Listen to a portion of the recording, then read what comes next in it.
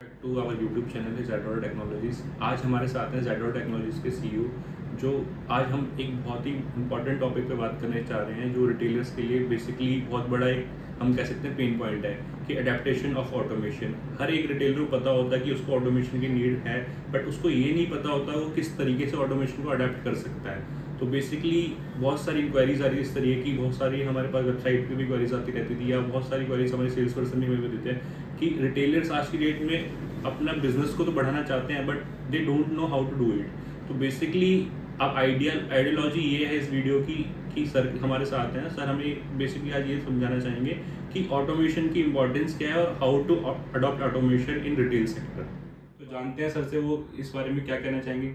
तो सर आज हम बताइए कि बेसिकली बहुत सारी क्वेरीज हमारे पास इस तरीके की आई हैं कि बहुत से रिटेलर्स हैं जो चाहते हैं अडॉप्ट करें ऑटोमेशन को, पर वो कर नहीं पा रहे हैं। कि आप क्या कहना चाहेंगे, बेसिकली रीजन क्या हो सकता है उसके पीछे वो कर क्यों नहीं कर पा रहे हैं? देखिए, जहाँ तक रिटेलर्स के लिए ऑटोमेशन की बात है तो उससे पहले हमें ये समझना पड़ेगा कि रिटेल का स्ट्रक्चर क्या होता है। जी सर। तो रिटेल का स्ट्रक्चर को समझने के लिए हम एक एग्जांपल लेते हैं कि मान लीजिए कोई एक बिजनेसमैन है, आज उसने कहीं से सोचा कि मुझे आके रिटेल स्टोर ओपन करना है। हाँ जी। तो सबसे पहले वो क्या करेगा? सबसे पहले कोई एक अच्छी सी जगह देखेगा, वहाँ पे अपना एक स्टोर ओपन करेगा, ठीक है, उसकी इंटीरियर कराएगा, उसके बाद जाएगा वो कहीं से गुड्स लेकर के आएगा, परचेज करके लाएगा। कहाँ पे? फॉर एग्जांपल अगर मुझे फैशन स्टोर ओपन करना है, गारमेंट स्टोर ओपन करना है, तो मैं अपने सप्लायर से मिलूंगा, वहाँ पे जाऊँगा और वहाँ से लेकर के आऊँगा, राइट। उसके बाद फिर अपने यहाँ पे स्टोर सेटअप करूँगा सारा कुछ, ठीक है, डिस्प्ले लगाऊंगा, मैनिक्विन्स पे आइटम्स लगाऊंगा, फिर अपने यहाँ पे सेल्स पर्सन रखूँगा जो उसको बेचे, ठीक है। फिर मैं अपनी एक छोटी मोटी ऐड चलाऊंगा रेडियो पे में भी या फिर मोहल्ले में भी, जैसे मुझे कि वहाँ पे ये स्टोर ओपन हुआ है और आप कस्टमर आप हमारे पास आइए और इस स्टोर पे आके परचेज करिए। उसके बाद धीरे धीरे मैं अपने दुकान में, मतलब एक तरीके से स्टोर ही है, स्टोर के ऊपर मैंने अपना बिजनेस शुरू कर दिया, ठीक है। अब आप देखो अगले दिन से हमारी रूटीन क्या होती है। अगले दिन सबसे पहले सुबह 9 बजे मैं जाता हूँ, स्टोर ओपन करता हूँ और सीधा जा करके पूजा पाठ करके मैं कहाँ बैठ जाता हूँ? गले पे बैठ जाता हूँ। गले पे बैठ करके मैं वहाँ से क्या मैनेज करता हूँ? जितने भी कस्टमर्स आ रहे हैं मैं कस्टमर को इंडिविजुअली मैनेज कर रहा हूँ, तो कस्टमर मुझे पर्सनली जानते हैं, ठीक है। जितने हमारे स्टोर के स्टाफ हैं उन सारे स्टाफ को भी मैं मैनेज कर रहा हूँ, बिल्कुल, ठीक है। कौन सही काम कर रहा है, कौन नहीं कर रहा है, सुबह की गुड मॉर्निंग, सुबह से गुड मॉर्निंग से लेकर के गुड नाइट तक सारी एक्टिविटी मैं खुद कर रहा हूँ, ठीक है। मैं कैश भी खुद हैंडल कर रहा हूँ। अब मैं अगर परचेज मुझे करना है तो मैं ही जा रहा हूँ परचेज करने के लिए, या फिर मेरा कोई अगर रिश्तेदार है या मेरा कोई भाई है या कोई भी है, कज़न है, तो मैं उसको भी भेज रहा हूँ परचेज पे। तो एक तरीके से मैं सुबह से शाम तक एक स्टोर की डे टू डे एक्टिविटीज़ के अंदर पूरी तरीके से इंडल्ज हो जाता हूँ, ठीक है। मंथ खत्म होता है तो जीएसटी का एक टेंशन हो जाता है, ठीक है। कई बार डिपार्टमेंट वाले आ जाते हैं, अगर आपने बुक्स मेंटेन नहीं किए हुए हैं तो फिर उसके ऊपर एक्टिविटी हो जाती है आपकी, ठीक है। तो वो भी मुझे हैंडल करना पड़ता है। तो फिर मैं कहता हूँ कि अब क्या करूँ, चलो फिर एक अकाउंटेंट रख लेते हैं। तो अकाउंटेंट आता है, अकाउंटेंट अपनी मर्जी से जो भी उसको काम करना होता है करता है, और आपको वो क्या करता है वो आपको नहीं पता, क्योंकि आप तो एक्सपर्ट नहीं हो, ठीक है। और वो अपने हिसाब से रिटर्न जमा कराता है और जो भी उसको लीगल जो भी एक्टिविटी करनी होती है वो करता रहता है, ठीक है। तो धीरे धीरे ये क्या होता है कि गोइंग फॉरवर्ड जो एक एंथुजियाज्म होता है एक स्टोर ओपन करने के लिए, मैं बिजनेसमैन बन गया, मेरा स्टोर है, वो एंथुजियाज्म खत्म हो जाता है, ठीक है। इस वजह से खत्म हो जाता है कि एक बिजनेसमैन जिसने ये स्टोर ओपन किया उस स्टोर के चक्र में फंस जाता है पूरे। सर इसके अंदर मैं एक चीज़ और बोलना चाहूँगा कि उन्होंने कई बार ऐसा भी होता होगा कि उन्होंने सॉफ्टवेयर तो लगा लिया, बट एक आपने बोला चक्रव्यूह वाली बात, उस चक्रव्यूह में ऐसा फंस गए हैं कि सॉफ्टवेयर लगाने के बाद अपनी चीज़ों के अपने प्रोसेस को छोड़ ही नहीं पा रहे हैं, वो चाह रहे हैं सब चीज़ मेरे हाथ में ही रह जाए। क्या ये भी वो गलती कर रहे हैं इस चीज़ के अंदर? देखिए, यहाँ पे मैं एक चीज़ कहना चाहूँगा कि एक पावर ऑफ डेलीगेशन और डिसेंट्रलाइजेशन होना बहुत जरूरी है। जी सर। और वो पावर ऑफ डेलीगेशन और डिसेंट्रलाइजेशन तभी मिलेगा जब आपके पास राइट टूल अवेलेबल है, ठीक है। मैं आता हूँ उस आपके टॉपिक पे, उससे पहले मैं छोटा सा एक कंसेप्ट बताता हूँ कि अब मुझे मेरा विजन क्या था जब मैंने स्टोर ओपन किया था, मैंने क्या सोच के स्टोर ओपन किया था। मैं इंडिपेंडेंट रहूँगा, ठीक है, मेरे पास ज़्यादा इनकम आएगी, ठीक है, मेरा अपना खुद का बिजनेस होगा, मेरे पास इनकम होगी तो मैं अपने कुछ ड्रीम्स पूरे करूँगा, मैं अपनी फैमिली के साथ टाइम भी व्यतीत करूँगा, मैं घूमने फिरने जाऊँगा, या जो काम मैं जॉब में होते हुए नहीं कर सकता वो मैं करूँगा, जॉब अपने लिए करूँगा, ठीक है। लेकिन सोचो अगर एक बिजनेसमैन सुबह से शाम तक वो बिजनेस की ही एक्टिविटीज में फंसा हुआ है, तो फिर जो उसका ड्रीम था वो कैसे पूरा होगा? बिल्कुल सर, वो तो नहीं पूरा होगा।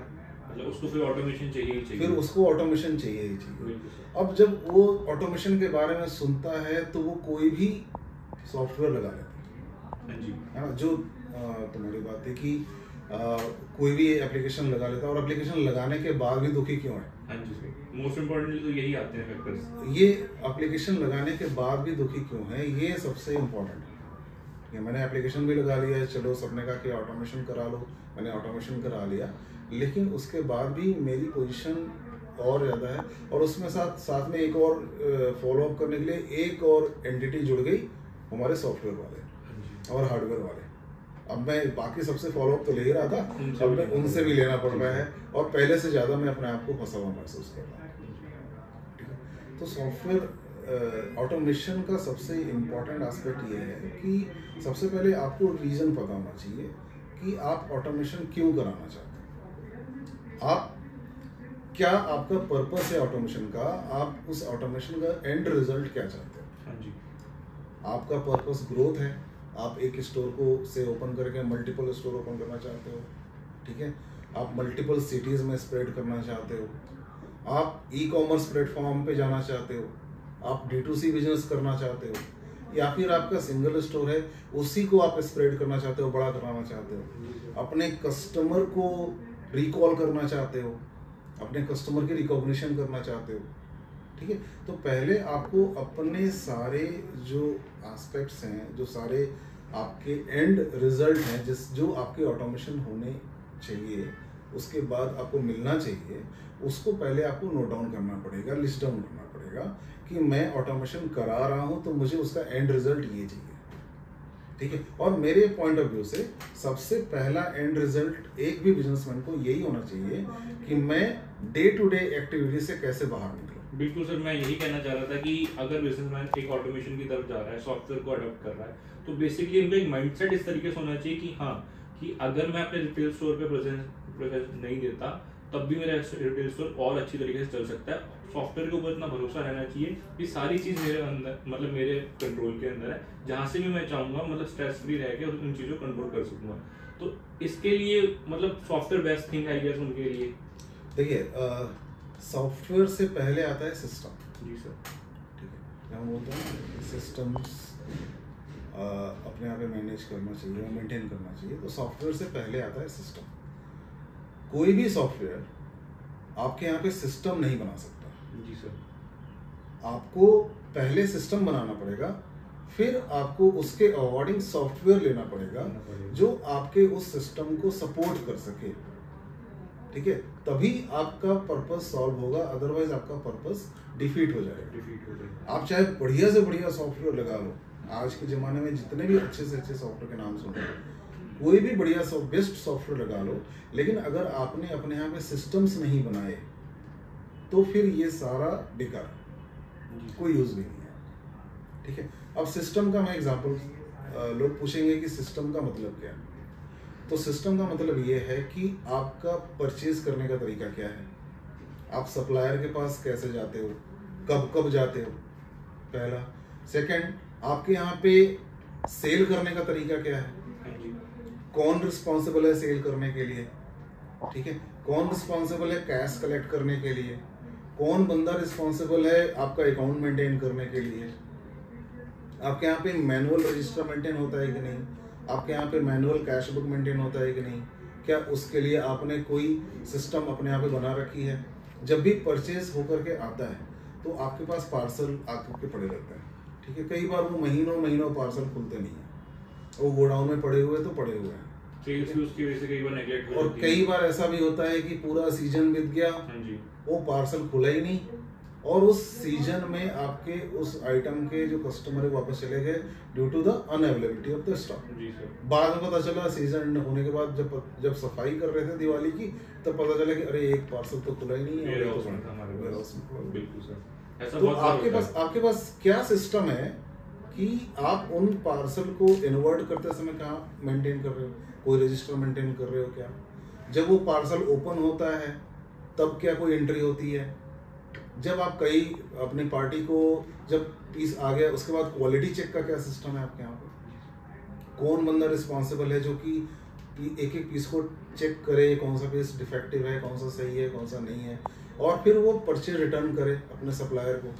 सप्लायर को जब पर्चे रिटर्न करे तो आपके यहाँ पे पार्सल आउट या गेट पास का सिस्टम है कि नहीं है?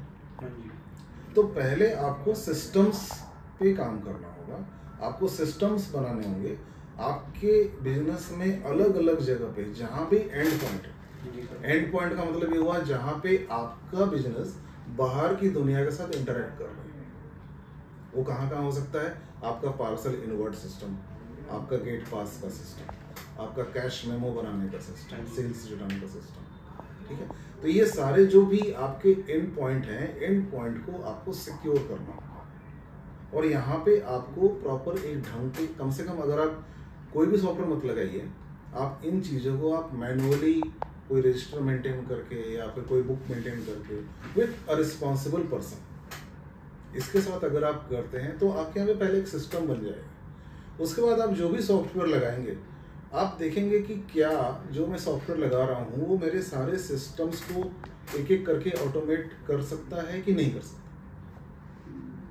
जो ऑटोमेट कर सकता है वो एरिया आपने ऑटोमेट कर लिया, हाँ जी, जो नहीं कर सकता है उसके लिए कोई बेटर सॉफ्टवेयर अपने आप ढूंढा, ठीक है? एक सॉफ्टवेयर लगाने का मतलब ये नहीं है मेरे, क्योंकि बहुत लोग समझते हैं कि मेरे यहाँ पे बार कोडिंग हो गई और मेरे यहाँ पे बिल बन रहा है तो कंप्यूटर से बिल बन रहा है स्कैन करके, दैट्स इट। ये बिल्कुल भी नहीं है। आपके यहाँ पे सॉफ्टवेयर लगने से आपके सिस्टम्स ऑटोमेट होना चाहिए, और जब वो आपके सिस्टम ऑटोमेट होगा फिर वो जो डिपेंडेंसी है वो आपकी पर्सन से हट के सिस्टम के ऊपर आएगी डिपेंडेंसी, जो बेसिकली कंप्यूटर्स पे आएगी, आपकी ऑटोमेशन पे डिपेंडेंसी आएगी। जब पर्सन से डिपेंडेंसी हटेगी और सिस्टम पे डिपेंडेंसी आएगी तब फिर आप फ्री होंगे। जी सर। जब तक ये काम नहीं होगा तब तक आप फ्री नहीं होंगे, आपको फिर हर जगह पे इंडल्ज होना ही पड़ेगा। और जब आप फ्री हो जाएंगे, जब आपके यहाँ पे सारे सिस्टम्स ऑटोमेट हो गए, परचेज इनवर्ड से लेकर के सेल आउटवर्ड, क्रेडिट नोट बनाने का सिस्टम, राइट, कस्टमर को नोटिफाई करने का सिस्टम, कस्टमर का डेटा कलेक्ट करना, ये भी बहुत इंपॉर्टेंट है। एक स्टोर ओपन कर लेते, अब देखो बहुत सारे स्टोर ऐसे हैं, आप जाओ वहाँ पे आपका कोई नाम नहीं पूछते, आपका कोई मोबाइल नंबर नहीं पूछते, बिल्कुल सर, आप सीधा बिल बना के दे देते हैं। बिल बनाते हैं हाँ एक जी। पर्ची पे ऐसे करके और दे देते हैं। कोई रिवॉर्ड्स नहीं मिलते हैं वहाँ पे। काम बहुत अच्छा कर रहे हैं, बिल्कुल। फर्स्ट क्लास कर रहे हैं, बहुत अच्छा नाम है, कपड़ा ही बढ़िया है, मतलब एवरीथिंग इज गुड, लेकिन only due to they are not collecting the customers data, they will not spread, they are lacking something. They are like, yes sir. क्योंकि वो उनके जो भी कस्टमर है वो वन टाइमर है। जी। कल को आपके पास नया स्टॉक आ गया, आपने सेल लगाया, कुछ भी किया, आप अपने अपने कस्टमर्स को नोटिफाई ही नहीं कर सकते, बिल्कुल सर। उनको एसएमएस नहीं भेज सकते, व्हाट्सएप नहीं भेज सकते, आपके पास डेटा नहीं है। It is also a very important thing, ठीक है? तो अलग अलग सिस्टम्स को अगर आपने ऑटोमेट किया तब आप वहाँ से फ्री हो जाएंगे। फिर आप जब आप फ्री हो जाएंगे आपके पास एम्पल टाइम होगा, क्या क्या कर सकते हो आप एज ए बिजनेसमैन। आप एक अलग ऑफिस बना सकते हो, उस ऑफिस में बैठ करके अपने एक स्टोर का ही रेप्लिका क्रिएट कर सकते हो दूसरे स्टोर में। सर यही चीज़ मैं आपसे पूछने वाला था, जैसे कि आपको तो इंडस्ट्री में काफ़ी अच्छा मतलब जस्ट लाइक 2 डेकेड्स का एक्सपीरियंस है, तो कोई एक लाइव एग्जांपल या कुछ इस तरीके का क्लाइंट प्रपोजल बताइए कि आपने अपने सामने देखा हो। आपने बहुत सारे क्लाइंट्स को इस तरह की सर्विसेज प्रोवाइड करनी है कि एक स्टोर से सेकंड स्टोर, मल्टीपल स्टोर्स पे जा चुके हैं, ऐसा कुछ बताइए ताकि हमारे जो फेलो बिजनेसमैन हैं या जो रिटेल स्टोर के ओनर्स हैं जो ये सारी डिफिकल्टीज फेस कर रहे हैं उनको और ज़्यादा कॉन्फिडेंस मिले और इम्पोर्टेंस पता लगे कि क्या इम्पोर्टेंस है एक सॉफ्टवेयर की, ऑटोमेशन की, और सबसे बड़ी बात की एक राइट सॉफ्टवेयर की, कि वो कैसे अपने बिजनेस को आगे बढ़ा सकते हैं। और अपने लिए अपने पर्सनल लाइफ में किस तरीके से टाइम को एम्पल स्पेस को दे सकते हैं? वैसे तो काफ़ी एग्जाम्पल है मेरे सामने, लेकिन मैं यहाँ पे एक बहुत ही प्रोमिनेंट नाम लेना चाहूँगा, ठीक है, विद ड्यू रिस्पेक्ट, और वो है ओढ़नी। अगर आप ओढ़नी की हिस्ट्री पढ़ेंगे, it's very heart touching, right. मतलब basically they have started with store on the footpath, ठीक है। और आज के डेट में इंडिया में कोई भी एक ऐसा रिटेल में कोई भी ऐसा बंदा नहीं होगा जो ओढ़नी को नहीं जानता होगा। जी सर, काफी प्रोमिनेंट क्लाइंट है। हाँ, लेकिन उसमें मैं ये नहीं कहता कि कंप्लीटली सॉफ्टवेयर का योगदान है या हमने कुछ किया, ऐसा कभी बिल्कुल भी नहीं है। जो मैंने बताया उन्होंने जो भी किया वो सब अपने सिस्टम्स को मैनेज करके किया। जहाँ जहाँ पे ऑटोमेशन हो सकती थी वहाँ वहाँ उन्होंने ऑटोमेशन करी, जहाँ जहाँ ऑटोमेशन नहीं हो सकती थी वहाँ पे उन्होंने बंदे बिठाए और चीज़ों को मैनुअली रजिस्टर मेंटेन करवाया, ठीक है। आज की डेट में 6 स्टोर हैं और आगे आने वाले दिनों में तो बहुत सारे स्टोर्स का प्लान है, ठीक है। लेकिन जो भी उनके यहाँ पे सिस्टम्स है वो सिस्टम ये चीज़ अलाउ करता है उनको कि वो कम्प्लीटली फ्री हो जाए। जस्ट लाइक अगर वो 6 स्टोर के आज की डेट में ओनर की बात, अगर उनके पास 6 स्टोर है तो ऐसा कुछ नहीं है कि उनको एक स्टोर पे जाके बैठने की कुछ करने की जरूरत, बस वो है कि एक विजिट कर सकते हैं जब उनका दिल हो, वो बाकी हर जगह से अपनी एक मतलब पूरी रिपोर्ट्स को गैदर कर सकते हैं, जस्ट लाइक जब भी वो चाहें। बिल्कुल, वो अपने मोबाइल पे सारे रिपोर्टें देख सकते हैं कि मतलब डिसीजन मेकिंग उनके हाथ में है, बाकी काम करने वाले दूसरे लोग हैं जो मल्टीपल प्रोसेसेस को बहुत आराम से मतलब स्ट्रीमलाइनली चलाए जा रहे हैं। आप देखो, जब ये फॉर्मेट क्रिएट हो जाता है ना, जब आप एक स्टोर से दूसरे स्टोर पे चले जाते हो और आपको पता चल जाता है कि ये मेरा मूल मंत्र है, जी सर, ठीक है। तो जैसे ही आपको ये पता चलता है कि मैंने एक स्टोर को मल्टीप्लाई कर दिया, दूसरे स्टोर में रेप्लिकेट कर दिया, फिर आपके पास सारी चीज़ें, सारे एक्सेस अपने आप पता चल जाती हैं। फिर आप 2 से 10 और 10 से 100 बना सकते हैं। बिल्कुल सर, क्योंकि फिर वो स्टोर खोलने की मेंटेलिटी खत्म हो जाती है, स्टोर नया खोलने की मेंटेलिटी चालू हो जाती है। हाँ, दूसरा है कि एक बहुत ही प्रोमिनेंट नाम है लखनऊ में सिंध।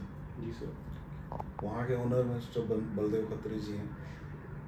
उनका भी बिल्कुल सेम एग्जैक्टली ओढ़नी जैसा ही सिनेरियो है। उन्होंने बहुत पहले उनके फादर और लोगों ने एक स्टोर ओपन किया।